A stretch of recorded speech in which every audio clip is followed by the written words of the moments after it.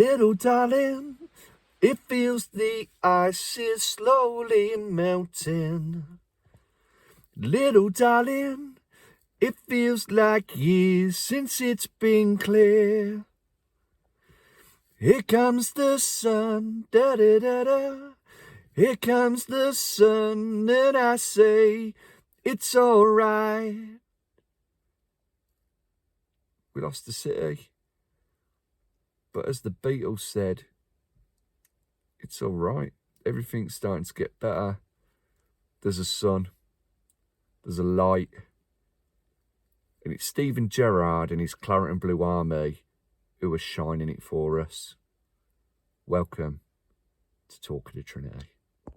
First to pick yourself up off the ground until you get lost. You'll never be found, and you can't start again until you break down.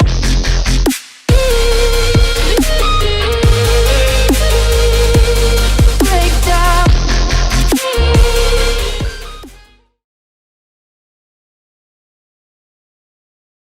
Hello and welcome to the latest edition of Talk of the Trinity podcast.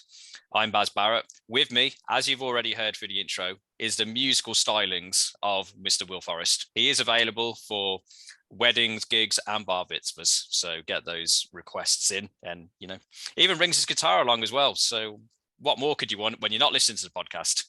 Listen to him singing. Anyway, when you're not doing that, you can check us out on our YouTube page at Talk Trinity and our Twitter page at Talk Trinity, and you found us if you're listening to us on a podcast directory. We'll go through them all at the end, but we will delve straight into the latest Villa news, and in particular the events of Wednesday night at Villa Park. Villa 1, Man City 2. A rare score prediction I got right, although I'd rather would have been proven wrong and it be 2-1 the other way. So in terms of, let's get straight into it. Will, what were your thoughts on the game? Pleased with the performance and not with the result, or was there some causes for concern for you there? I was very pleased with the performance. In particular, the second half. We really seemed to take the game to Man City in the second half. Gerrard afterwards said that he'd get the first goal and really make life uncomfortable for Man City. And there's been a lot of positive tweets from Man City fans who have said how well we played and how tough we made it for them. There's the stats where it's the first time, or it's only the second time in 75 games that Man City's XG has been less than 1. I thought we took the game to them and we were unlucky not to score. Had we have equalised, would Man City have just stepped up a gear? With the abundance of talent that they've got, maybe they may have gone on and won it, but who's to say that we wouldn't have as well? we both remember that famous win against Arsenal when we were 2-0 down at half time and we beat them 3-2. Man City, though, what a great team they are. I'm sure everybody aspires to be like them. Bernardo Silva's goal was unreal. But we caused them problems, and we proved that we've now got this new sense of belief that Steven Gerrard has installed into us that maybe had faded away a little bit this season under Dino. Yeah, I mean, you mentioned Bernardo Silva's goal there. If that is going to be a difference between the two teams, it literally was in terms of one goal. I mean, we're a Villa podcast, so we applaud all things Villa, but to be fair, I think you got to tip your hat to that goal. I mean, that's a absolutely cracking strike. And I think what was even better about it is he made it look so easy. Like, I remember seeing the cross coming. I'm like, man, this is going in the back of the net. And he's smacked it first time. And I looked at the replay and thought about it a bit more. And it's like, that's actually really difficult to do. So I think that just demonstrates, the quality, as you said, that Man City have got, that they make kind of the extraordinary look, ordinary, really. It reminded me a little of the League Cup final game that we had against them in 2020, where we lost by 2-1 as well. In terms of the first 20 minutes, were all City in terms of possession. I mean, where I think in terms of looking for long-term improvements, taking the next step with Gerrard as opposed to Smith, is the League Cup final we got absolutely bad. And I think City scored, and I think it could have been 2, 3, 4, 5 before we got one just before half time to make it 2-1. In terms of the City game on Wednesday night, they had a lot of the ball. Obviously, I think in terms of it was 85% possession in the first 10 minutes, but there are a few hairy moments defensively, but there weren't really too many last gasp kind of saves from Martinez before the first goal from City. They did what he did what he needed to do in terms of the saves. I mean, it wasn't kind of a siege. And then just as we were stepping up a little bit of pressure, then, City hit us with, I think there's an element of, if you're being critical, you say you got to close your man down. Maybe there was an element of, oh, it's only Ruben Diaz. What's he going to do? Answer is absolutely curl it into the bottom corner. But pressing forward for the equaliser from a corner, just absolute sucker punch. That's classic. Well, 101 with a great finish, as we mentioned, from Bernardo Silva. But you mentioned in terms of half-time, wanting to get that first goal, second half. Did early on. Good finish. Good set-piece move, in terms of who would have known a set-piece coach may actually bring a peach of a set piece, really. Yeah, I recovered that well. And then, I think similarly to the cup final, we did get a bit of pressure just by sticking around in the game. And I think it got a little tight near the end, and we had some chances, which I'm sure we'll come on to in due course for some of the key ones. But I think my opinion in terms of the overall game would probably match yours in terms of, we were a team who lost 5 games in a row in 16th.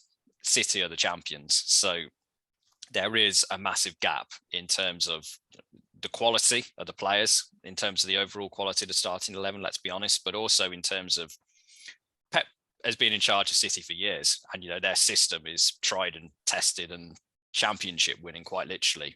Gerrard's been in charge for 2 games before then in a struggling team, with players who I'm sure he'll want to build around, but probably players who he'd like to replace with some of his own when the opportunity arises, either in January or the summer. So the gap between the teams is significant. And I think to be able to put in that type of performance, especially after the first 20 minutes where we didn't touch the ball really, you got to take the positives out of it. I mean, I think in terms of, we'll go into some of the detailed aspects of the game in due course. I don't think you could say we deserve to win the game, in all honesty. I think if we would have got a point, there may have been an element of City fans moaning, which I don't really care about, because they're usually moaning anyway.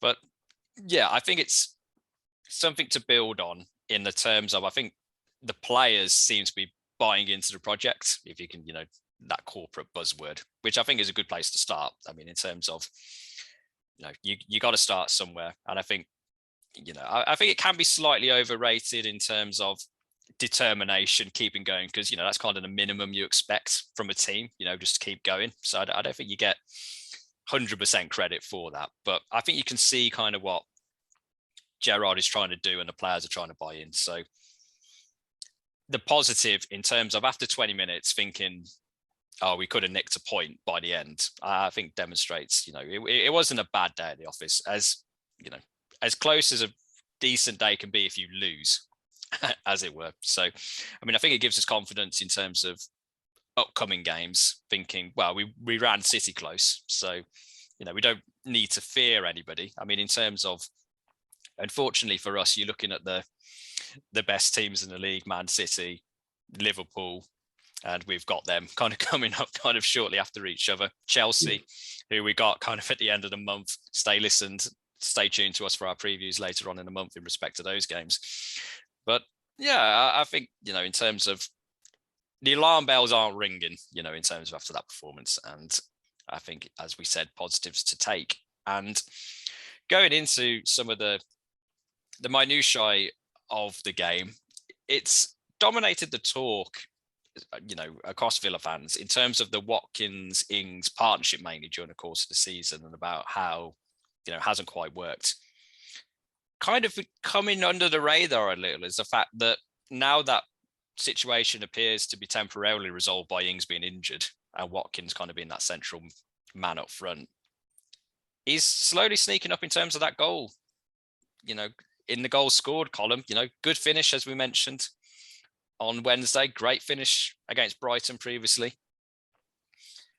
It's going to be a difficult job to get Ings back in the team when he's fit, you would have thought.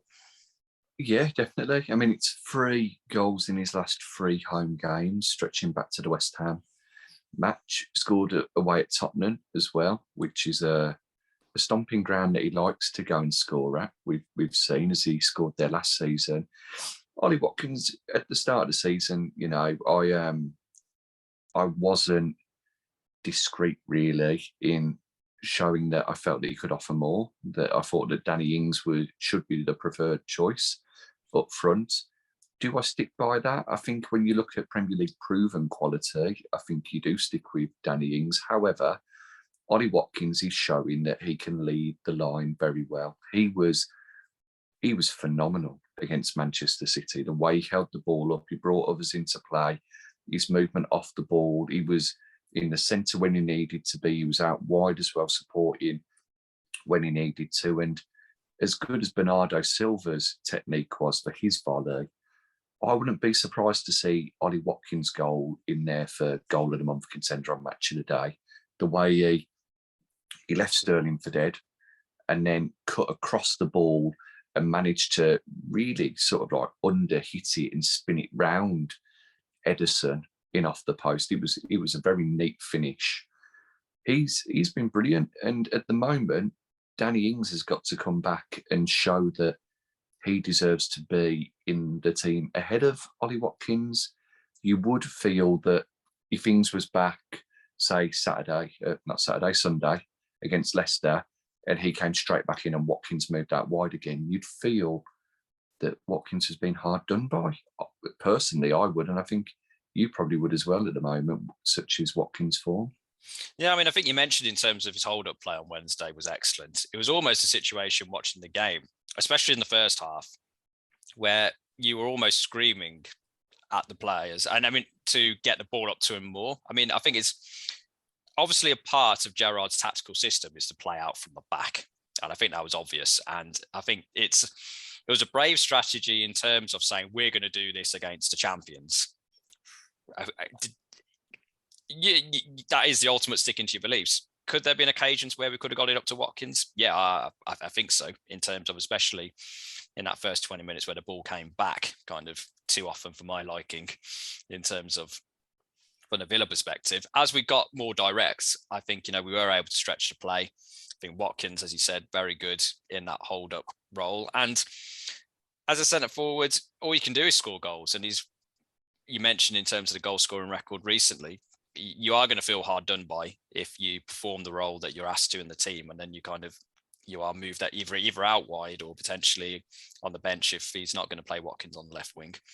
He's done what he's needed to do, step up in the last few weeks. There were some, you know, I think in terms of doubters, concerns, I don't think there was any doubt as to his ability. I think it was just the way the system was playing out. There was concerns as to where he was going to fit. Now that has been resolved, it appears from Gerrard to say, I'm not playing 2 up front.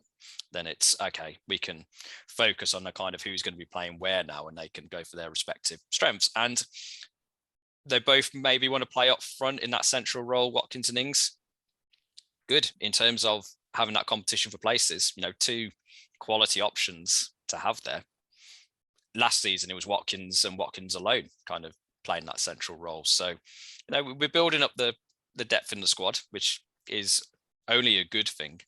And speaking of depth in the squad, we've been dipping our toe into the Twitter waters in terms of one of the aspects of the second half, the introduction of Sanson and Chukwuemeka. And we kind of put out to the fans their opinion, asking their opinion as to whether they thought that the substitutions were Gerrard trying to get a point and, you know, possibly win the game, believing that those were the best options, or whether it was just to give players who had expressed some disgruntlement some playing time, even if that wasn't necessarily going to be the best substitution to achieve the results. We've kind of had the majority of the fans from the Twitter have gone one way, What way was that, Will? And do you agree with what our fans have been saying? Well, yeah, I mean, the question that I posed was, as you say, do we feel that Sanson and Chukwuemeka were brought on by Gerrard to try and influence the result and get a draw, potentially then go on to try and win the game? Or was it a fact of Gerrard saying, do you know what, we probably lost this one. I'll give these two game time and I'll do it against Man City to make it feel even more important for them. The fans were pretty much unanimous in saying he brought them on to win the game. And I completely agree with that. We've spoken to a few of the international celebrities who have previously been on the show, and they felt the same as well, didn't they?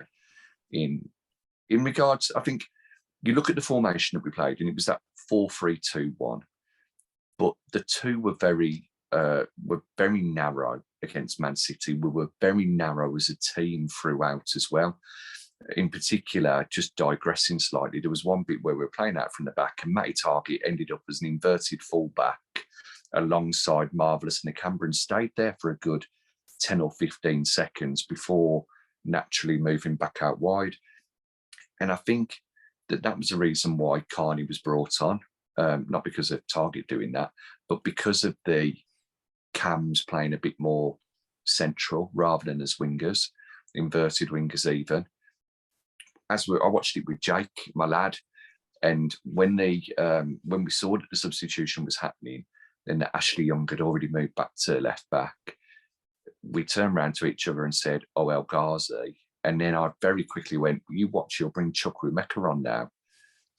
Turns to the substitute bench, and there is the young 18-year-old coming on.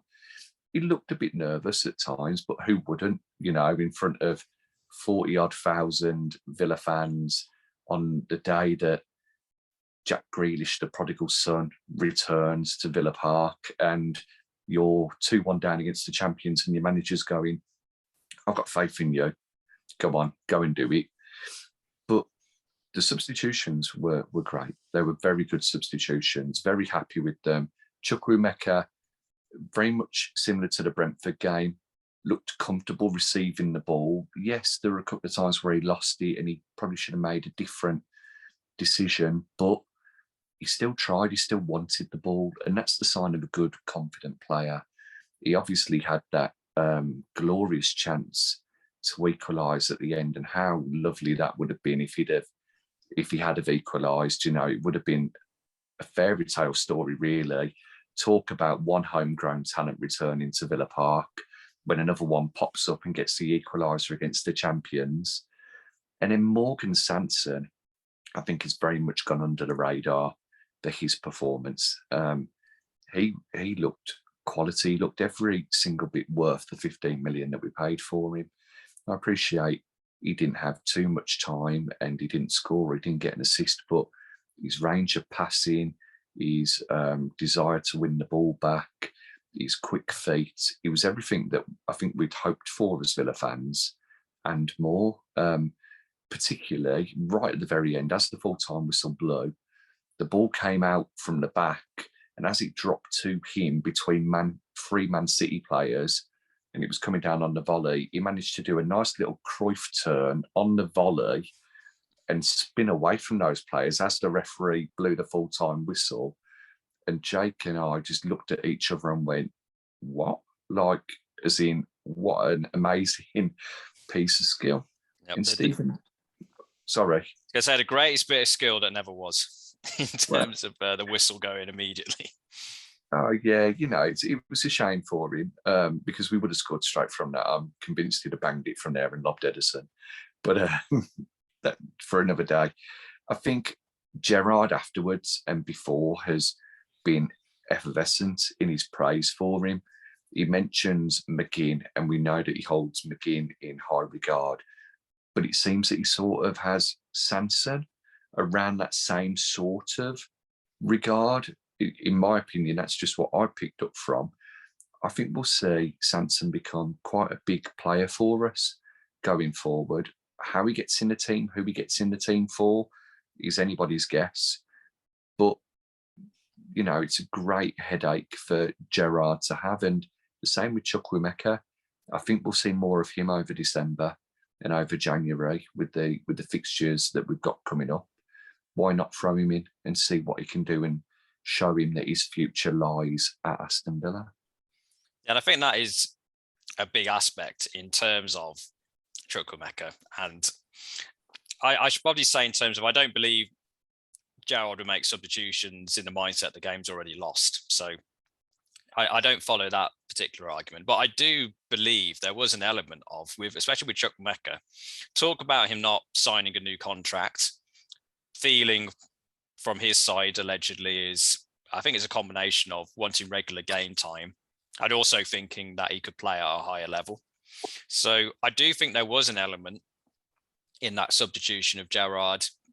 Evidently, in terms of a young player, if you want to learn, from an attacking midfield, box-to-box midfield general, then you're not getting much better than Gerrard. I mean, funnily enough, Guardiola was pretty decent in centre midfield in the time.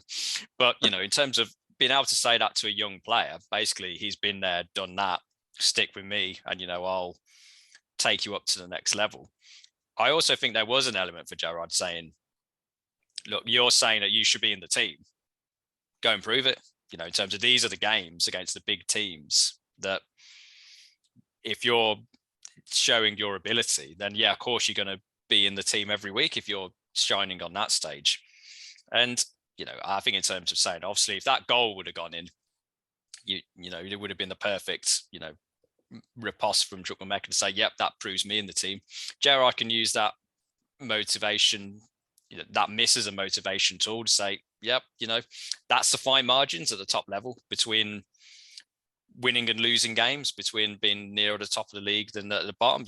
You might get one chance, you got to take it. And, in terms of, young players are inconsistent because they haven't got that experience, but I think it's going to be useful in terms of for Gerrard to be able to dangle that to say, look, you saying you should be in the team, you got to prove it in terms of literally taking those chances. Well, you can, but in terms of, I agree with you in that I don't think he looked overawed in terms of being in there. It's similar to the Brentford game, I think, in terms of you could point to some nice bits, some mistakes, some things to work on, but in terms of you're playing against the champions, as we've said. So, it's going to take a very, very special player just to come on and just Lionel Messi it kind of around everybody. So, I don't think we can hold too much against him. And hopefully that gives him, the hunger to kind of get back on the training field, kind of say that is the level you got to hit to get into the Villa team. As regards Sanson, if there was a prize for turning slightly sideways and chipping a good diagonal ball to the edge of the box, then, Sanson wins that every week because I think that's his favourite pass. I'd say in terms of, he showed elements for me. I suppose it's not a concern. It's understandable in terms of he's been injured for the entire season. I think his physical fitness and robustness needs improving, but you get that through game time. You get that through strength and conditioning as well. I think in terms of, the rough and tumble of the English game, to throw the cliches out there, where men are men and, you kind of all that. I think that is going to take some getting used to for him, which he's missed the best part of a year through being injured on and off. So hasn't quite had that adaptability. But again, he does offer something different in that midfield. And, one of the things we said about the Dean Smith time in charge this season was injuries across the squad, not being able to get everybody fit at the same time. Gerrard may be running into a bit of luck in terms of injuries, although Leon Bailey, I think we can safely say, did go off injured. I think in terms of, I think our lawyers have cleared that. I think there was a muscle strain, and at time of recording, it doesn't look like he's going to be fit for the weekend game. I think we can say that. Nervously glancing both ways.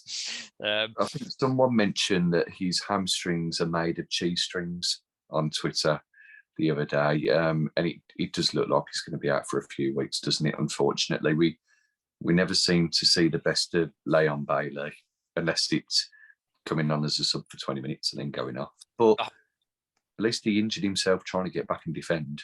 I mean, the highlight reel is incredible, but unfortunately, getting fit is, just proving a bit of a tricky problem. And I think it's in terms of, if you're not getting consistent game time, that makes you more susceptible to injuries. And then you get injured again, and then it's kind of, it can be a bit of a never-ending cycle. But, in terms of the gut feel, I suppose, in terms of judging kind of a player wanting more game time is, if they left, what would your reaction be? What would your gut feel?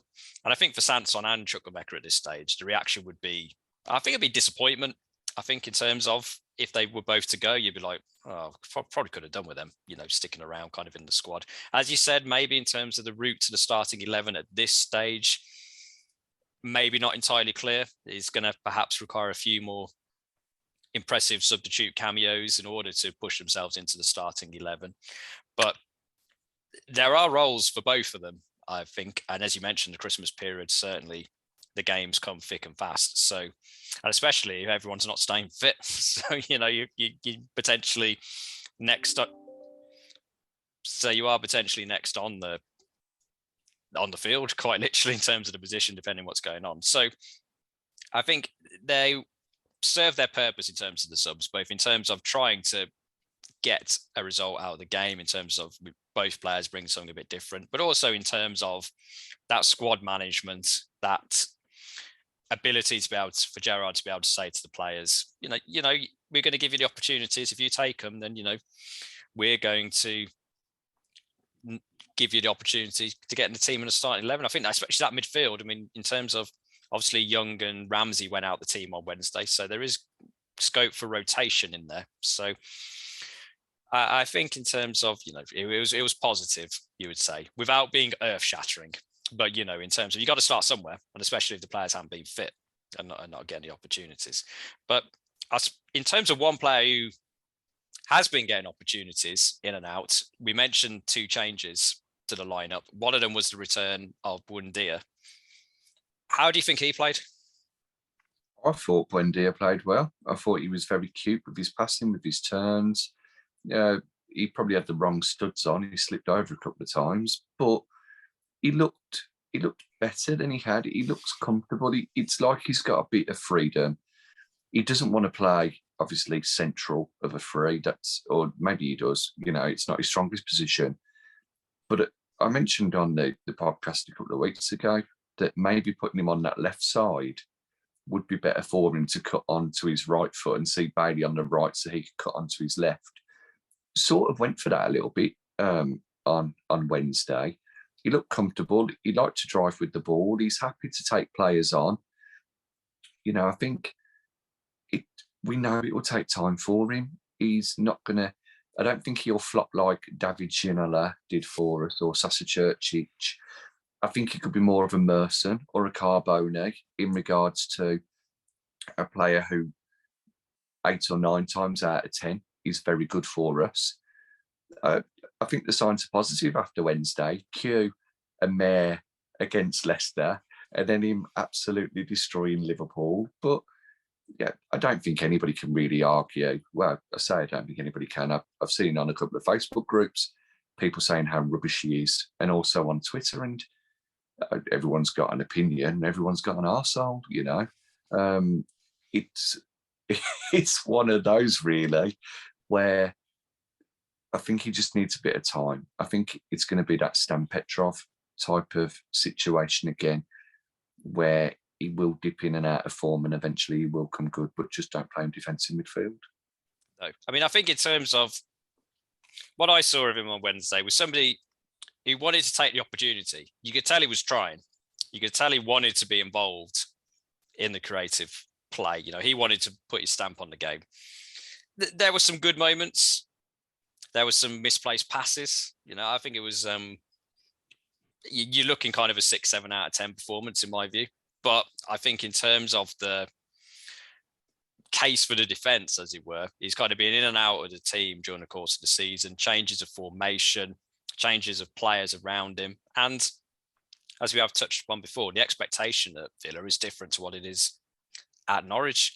And I think he's certainly worth, persevering with. I'm not ruling him out as, kind of a terrible buy or a bust at this stage. But I think it was positive in terms of, as you said, there's been a bit of pressure on him, and you can go 2 ways when the pressure's on. You can either retreat back into the shadows, kind of the confidence goes less and less, or you can try and step up and go, I'm going to show these, insert word here, wrong. I'm going to show that I am worthy of the price tag that Villa paid. And I think he demonstrated the latter to me on Wednesday, which, as is a common theme it appears to be talking about this game, it's a good place to start. You got to start somewhere, in terms of, it's not going to be, top of the league team, kind of in a week, in terms of that. But the positives are there. And I think you got to file his performance in the positive category for me. So positive for both of us in terms of Buendia, but looking at the man of the match, in your view, for Wednesday, would it be Buendia, or would there be another player who we've talked about already, or even a player we haven't talked about so far who would get your vote? Well, the player who I've been very impressed with do you know what? Before I get onto that, actually, I think there's an argument for most players for man of the match on Wednesday. Ollie Watkins, we've touched upon, he was fantastic. I thought Konsa and Mings both played very well. I think they've seemed more settled under Gerrard, and Konsa is definitely an underrated player. Yep. Maybe, I don't think Kashi or McGinn lived up to recent games. One, Cash, for me, there were a couple of times where he didn't seem too enthusiastic to get back, but John McGinn was always there to cover him. I think John McGinn was probably a little bit more defensive than he has been. Certainly seemed that to me, especially in the first half. It was almost as if he was playing that second right back. On occasion. Definitely. And you felt a bit sorry for him, really, because he's been fantastic this season. Nakamba was playing well. I think Nakamba has been marvellous since Gerrard's come in. I'm sorry. Yeah, I mean, I think in terms of Nakamba, you know what he can do. You know what he can't do. If you focus on what he can't do, then you're never going to be happy with him, because he is just nip in, try and get the ball, pass it to somebody else. Basically, that's it. He's not offering much in an attacking sense. And again, I think in terms of, you're trying to build an identity, you're trying to build kind of a team, really. Having him in there, maybe not every week, if you're at home against, kind of what I can call in inverted commas a lesser opponent, would he be playing? Maybe not. But is he going to be in that Villa midfield in a couple of years' time if things go well and we're qualifying for Europe and competing on that stage? No, probably not. He wouldn't be, you'd expect, first choice at that stage. But for where we are at the moment, I think we need him and players like that, certainly in the squad at least, and certainly to come in these type of games just to do a job. And I think on Wednesday there are a few misplaced passes, obviously, but again, I would concur with you. I think he did a job, and that's kind of where we are at the moment. You got to get that base, and then you can look to kind of push on to terms of top six and Europe, and whether players are still going to be there for that ride. But where we are at the moment, I think he did a decent job, like you. Definitely. Another player who did a decent job, probably a bit more so than decent. Matty Targett played well at left back. They tried to double up on him a lot, but he held his own. And there's been people who will say that Targett doesn't really like the rough and readiness of it. Went up for that challenge, obviously got caught by Cancelo and went off injured, unfortunately. And when he went off injured, I think a lot of people felt, oh, no, well, that's not good. Targett has been playing very well. Evident from his game against Palace, where he scored for the first time in 75 matches. But the one, Martinez as well, fantastic in goal. Always is, isn't he, really, Emi Martin? He's very confident on the ball. Sixth best goalkeeper in the world as well, which is a nice stat to have for him. Yep. Put out your business card.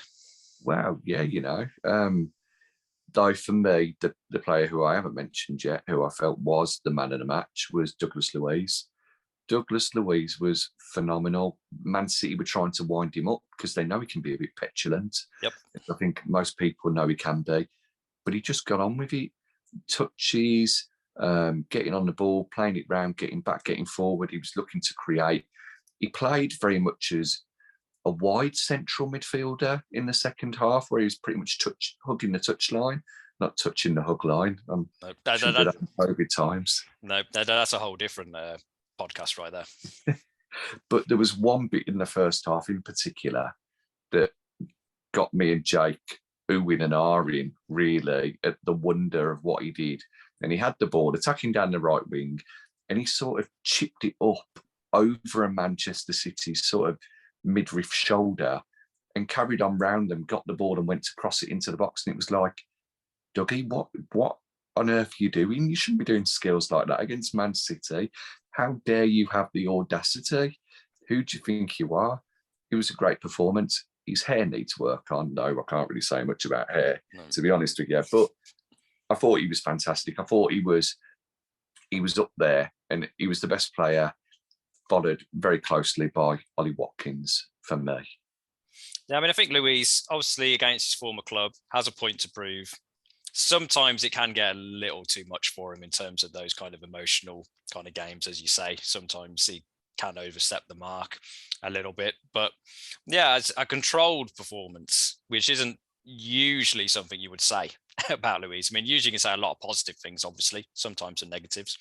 But yeah, as you said, I think he just got on with the job on Wednesday where he could, and I think it was solid. I mean, I'd agree with you in terms of I'd probably have Watkins and Luiz as the top two in terms of my consideration for man of the match.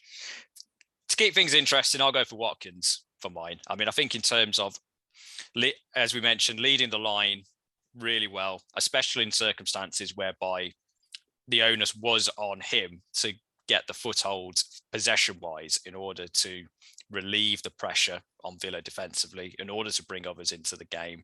He did that really well, as we touched upon, and also, as we said, a great finish. And, you know, long may that continue in terms of Watkins if he is going to get a run in the team.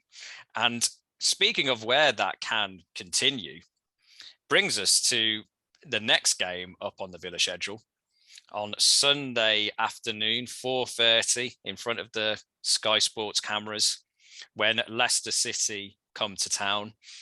Older listeners, viewers, sometimes shudder at the sound of Leicester based on a run of games in the early mid-90s where our record wasn't great. Let's put it that way.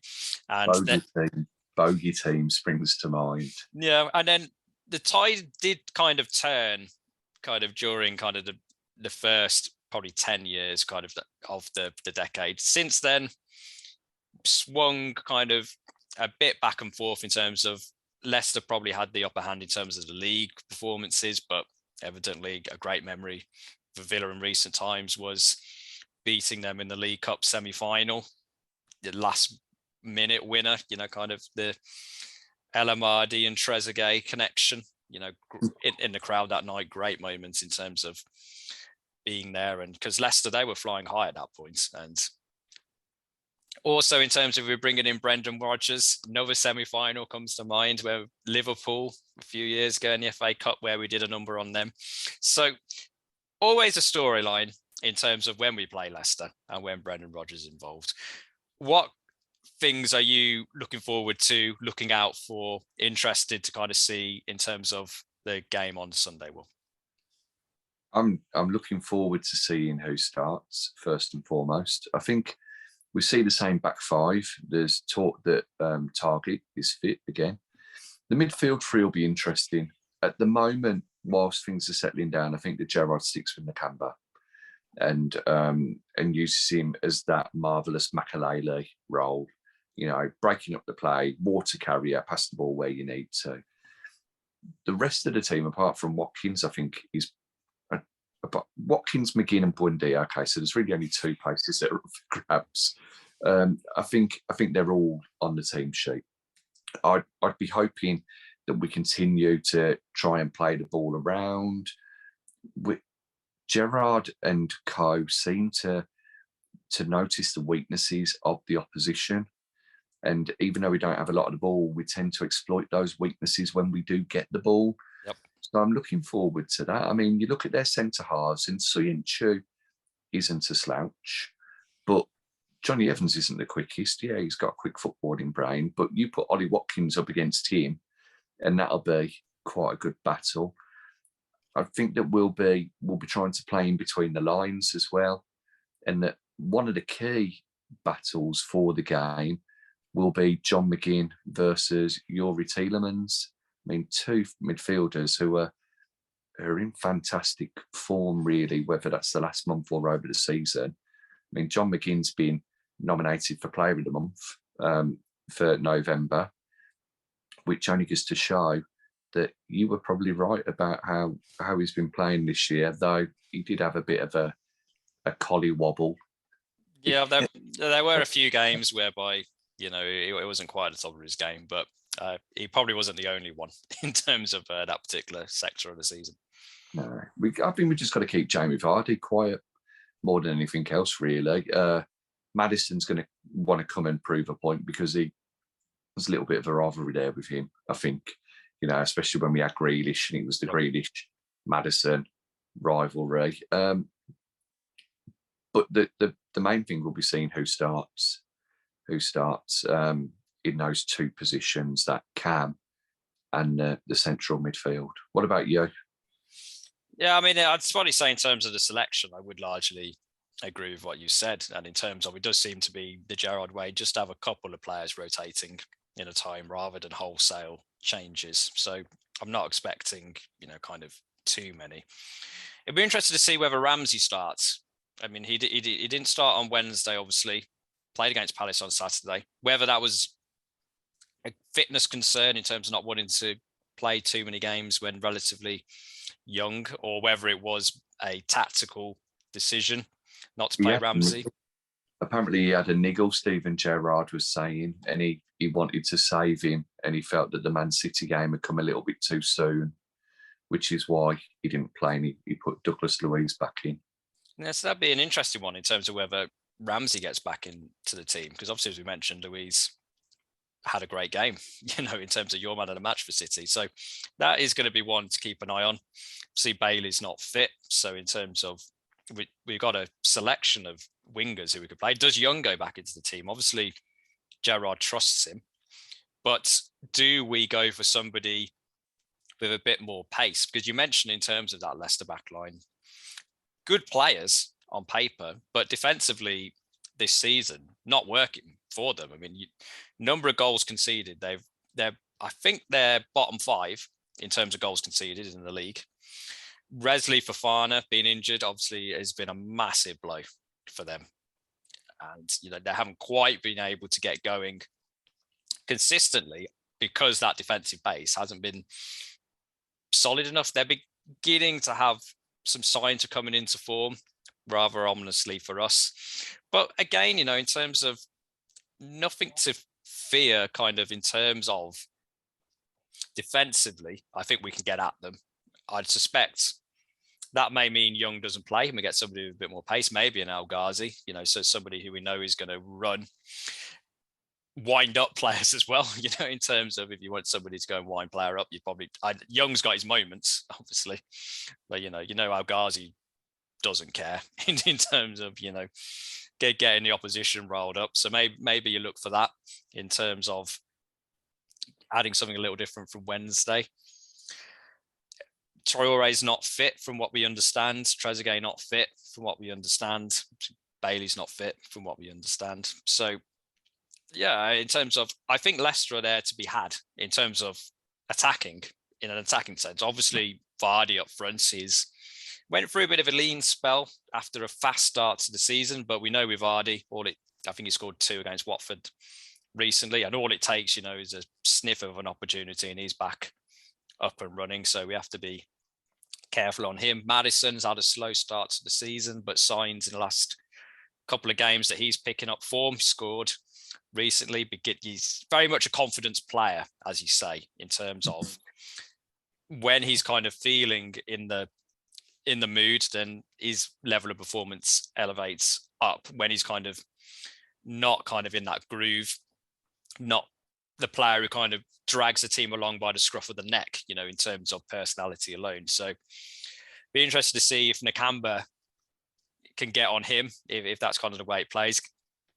wind him up a bit, really, in terms of kind of what Nakamba does. Not necessarily through kicking him, just through kind of being on him and kind of pouncing and taking those balls away, disrupting Maddison's flow, which sounds like a real IPA coming to a pub near you soon. But yeah, I think obviously a very good team, Leicester. They haven't had the greatest start to the season. Still mid-table, 3 points off kind of the European places. A glance to the table on my side shows me. So, you know, it's not going to be a walk in the park. I think in terms of obviously the Man City game, as we said earlier, giving us confidence in terms of being able to approach these games, not thinking about having to defend for 90 minutes. As you said, it's controlled possession is one of the key early things we picked up from the Gerrard reign. He's not one of these managers who appears to be obsessed with having more of the ball just for having more of the ball's sake. You know, as you said, he doesn't mind conceding possession to the opposition if it's in areas that we can't be hurt. And then when we have the ball, it's being clinical. In terms of where those places on the field are, where you're happy to concede possession against Leicester, because you've got that pace of Vardy and you've got those creative midfield players that we mentioned, you have to be a little more circumspect because, you know, you get your positioning wrong defensively. You know, we touched upon, we do push higher up the field under Gerrard. You get that wrong, one ball over the top, Vardy's on it, bang. And, you know, you kind of, Martinez is picking it out of the net. But yeah, I mean, in terms of, I think it's going to be a good, Man City was a good test in terms of how far we fall into, in a sense, in terms of they're the top team. Where do we measure against the top team in the league? And relatively well, as we touched upon. Leicester, it's like, oh, okay, then we're looking to be, or the board are looking for us to be a team in Europe quite quick. You know, realistically, I think we discussed that bringing in Gerrard has been with that brief. So Leicester are a team in that European bracket. In the last couple of seasons, they've had shots to the Champions League, dropped out into the Europa League, but they've got that European experience. So this is going to be more in terms of, as I said, they've got more consistent experience in Europe in recent years. So in that sense, we're not at Leicester's level. But for Leicester, Villa looking at Leicester, it is a case of we want to be Leicester, I think, in the next couple of seasons. Running into cup competitions, obviously they won the FA Cup, great achievement for them last season. Qualifying for Europe, that's our next step, not necessarily in terms of where City are going to win the league in the next couple of seasons or even the Champions League. So Leicester is going to be a game where I think Gerrard is going to go thinking, we can show something here. We can set a marker down if we can get a result against Leicester. So I've built it up in terms of going to Leicester to get a result. And, you know, we've touched upon some of the key players for Leicester. Brings us nicely onto predictions. I've bigged it up, thinking we can get a result. Do you think we can get a result? Yeah, no, I do. At first, I was thinking I can see a lot of goals. I can see it being a 4-4. Though 4-4 against Leicester brings back very painful memories from the early 90s, as you touched upon, when we were 4-1 up with 9 minutes left. And, well, the rest is history. Tommy Johnson saw it coming because he was sick on the pitch. I don't exactly feel that one ball over the top to Jamie Vardy is through, bang, results in Emi Martinez picking the ball up out the back of the net. I think it's more bang, Emi Martinez makes another fantastic save. Here's hoping. And the Leicester game plan, I should probably clarify, is probably going to be a little more complex than that, you'd expect. Yeah, I'd imagine so. I think it'd be a good battle for Gerrard against Rodgers, as you said. Leicester are a good team. They have been a good team over the last few years. You know, they went down to the doldrums of League One and have built year upon year since they've come back up. They're quite an exciting team to watch as well, from a neutral point of view, with an abundance of talent that you've touched upon. I do feel, though, that Gerrard will be going in saying, we've got to win this match. I think he'd have done that against Man City also. You know, we can win this match. Go out and give an elite performance. And for the defeat that we had against Man City, that second half showing, I think will be a catalyst, and we get a win against Leicester. I know I went high scoring in Palace, and it didn't work out as high as I said. Still one though. We'll give you the prediction. Correct result you got. I'll take it. I'm going to go for 3-2 to us on Sunday. I hate to say that we'll let 2 goals in, but because I don't actually think that we will. But when you've got Jamie Vardy up front and you've got Maddison, who we know can hit them, they got the chance of scoring a couple, especially with the higher line as well that we play. Though I think our attack, and in particular Ollie Watkins in the form that he's in, will cause problems. The game, for me, will be won and lost in the lines between defence and midfield, and how creative we are there and how clever we are on the ball.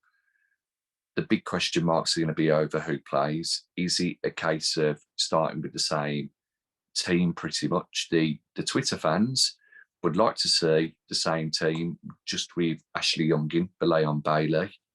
For me, I'd start with the same defence, same with me, same midfield, same with Buendia. I think Buendia has to start when you're looking at 10s behind Watkins, because I think that we will go with a narrow forward line again. I don't think we'll play with wingers or inverted wingers as such, because of how good the Leicester fullbacks are, really. So I think it will be more 2 number 10s.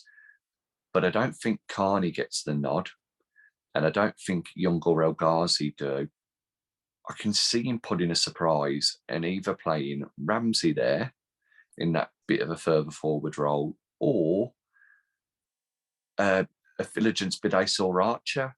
And I think it's a game where you put Philogene Bidace in and say, just run at Johnny Evans and let him tackle you and bring you down and see what happens. Or the same for Archer. Yeah, he's a striker, but maybe that extra goal scoring threat and being able to into swap positions with Watkins, because we saw that a lot against City, with Watkins moving out wide, Bailey moving into the centre, Buendia moving over to the right. I think we've got to do the same again, and maybe having Archer or JPB for their pace will help us. And JPB's been scoring a few goals recently for the under-23s as well, so he's someone who's obviously feeling confident. What about you're gonna come back now and tell me that you put Keenan Davis in or Gary McAllister, aren't you? Well, McAllister, you never lose it in terms of that pass. So just literally tell him to stand still in the centre circle, get him the ball, and then he can just ping it. In terms of quality midfielder in his day.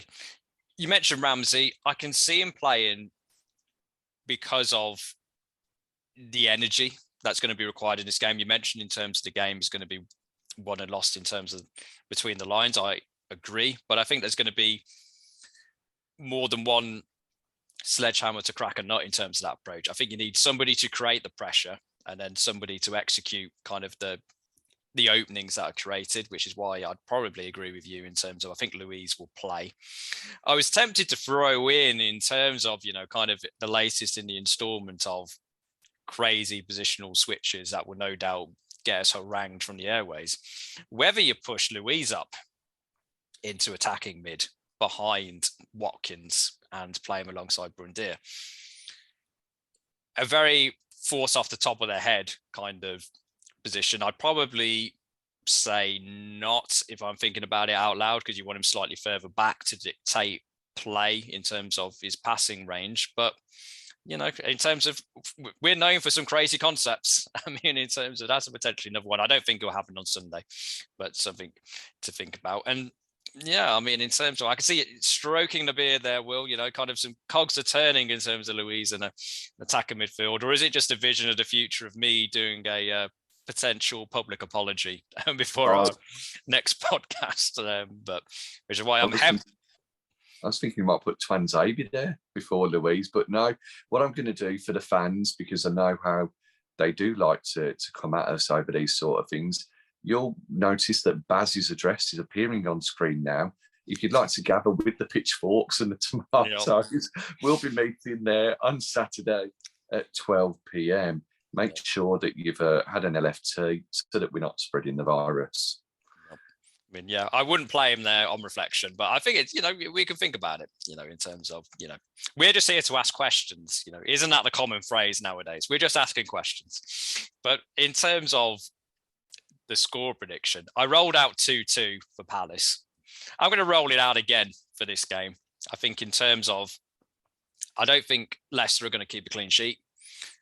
I think it's a combination of, even when we weren't playing particularly well, we were still generally scoring.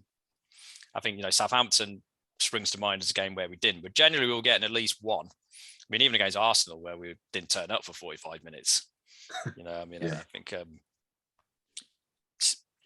I'm struggling, but when that game has been erased from my memory because of its terribleness, but we did score, right? Just before I kind of get harangued for something else. Ramsey scored in that game. Yeah, it's all coming back to me now. I'd repressed it in the corner of my mind. So even when we're playing terribly, we do score, generally speaking. Leicester can't. Their defensive record isn't up near the top of the league, as I mentioned, during the course of this season. So I think we're going to get opportunities. So I think we'll get on a score sheet. I think in terms of, similar to you, in terms of, you're kind of thinking it's not because I think we're terrible defensively that we're going to concede goals.